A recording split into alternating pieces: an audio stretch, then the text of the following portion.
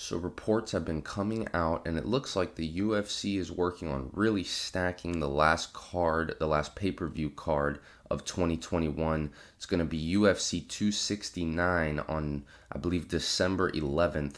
And like I said, they are really looking to stack this card. It looks like the headliner is going to more than likely be Dustin Poirier versus Charles Oliveira. It's not official, of course, but both sides have verbally agreed, and that's going to be a huge fight. The lightweight division is one of the best divisions in all of MMA.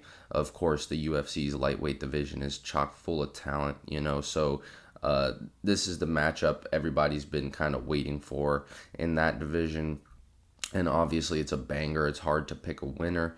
And like I said, it's hard to beat that fight. That's going to be a huge, huge main event. And of course, Amanda Nunes on the card defending her 135-pound title against Julianna Pena, who has been calling her out nonstop. So finally, we get Amanda Nunes back in there. Last time she was in there was March against Megan Anderson. So we'll get her back in there at the end of the year to defend her bantamweight title, which hasn't been defended in quite some time. And then the other championship fight that the UFC is working on putting on that card will be Brandon Moreno's first flyweight title defense against Alexandre Pantoja, who has defeated Moreno twice.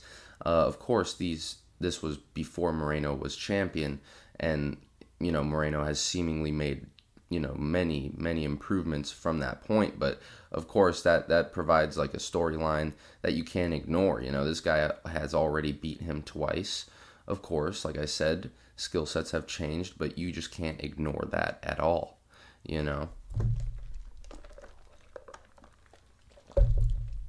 And the card is also, I'm sure the prelims are going to be loaded too, but also going to have Cody Garbrandt making his flyweight debut against Kai Kara-France, one of City Kickboxing's, elite athletes.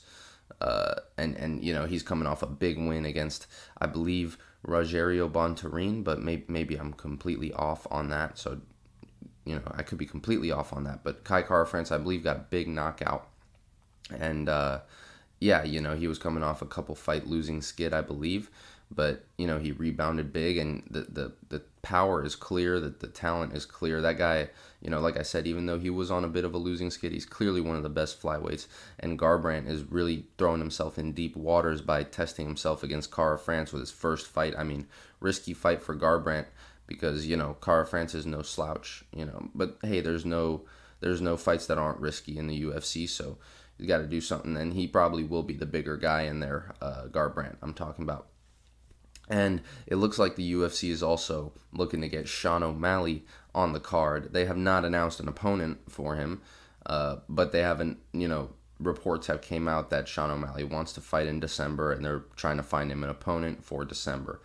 So, we'll see if he will get, I'm sure they'll give him the best opponent they can find. But that's the thing, you'd have to find a great opponent who wants to fight in December, and there might not be any. The timelines just might not work out, and Sean O'Malley might end up fighting another unranked guy, which, it's not the end of the world, but at some point we want to see him test himself against the best in the bantamweight division. Of course, he did lose to Marlon Chito Vera in a, of course he lost the fight, but, that was not a routine exchange of events, So I'd like to see that fight happen again, honestly. Maybe they can make that happen again at some point, but definitely not in December with Cheeto fighting in November, So with that being said, I mean,